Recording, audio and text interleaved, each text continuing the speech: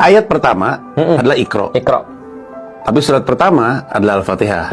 Bagus banget. Enggak, Iya, iya. biasa aja. Saya pertanyaannya sebasic, memang pengurutan suratnya tuh gimana ya? Iya. Siapa yang merintahkan? Apakah pelogikaan sendiri dari Rasulullah? Iya. Berdasarkan mungkin pentingnya surat atau bobotnya surat Iya. gitu. Gimana Gimana tuh penentuan urutannya? Percaya nggak, Mas? Aku baru belajar itu baru sekitar 3-4 tahun yang lalu. Oh, baru ya hitungannya ya? Artinya aku masuk Islam dari tahun 2002, tapi aku baru belajar 2020 ke atas. Tentang kenapa sih Al-Qur'an itu bentuknya seperti ini. Karena aku baru merasa ada keperluan untuk belajar itu.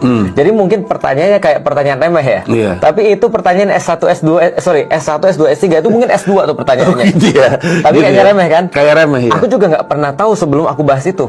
Ternyata gini, Al-Quran itu turun yang pertama adalah surat Iqra tadi.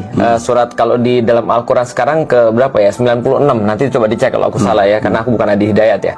Nah, jadi itu adalah Iqra bismi rabbikal ladzi khalaq, dan 5 ayat berikutnya itu adalah turun yang pertama. Dan diakhiri kalau secara hukum itu ada di dalam surat Al-Maidah kalau aku nggak salah. Oke. Nah, dan Al-Fatihah itu turun ya tidak yang pertama, bahkan jauh sebelumnya. Nah, pertanyaannya kenapa bisa seperti ini? Ada beberapa pendapat ulama. Pendapat yang pertama adalah bahwasanya urutan-urutan di dalam ayat-ayat yang sekarang atau surat itu ayatnya begini nyambungnya itu Rasul yang nentuin, dan itu sama dengan semua pendapat-pendapat yang lain.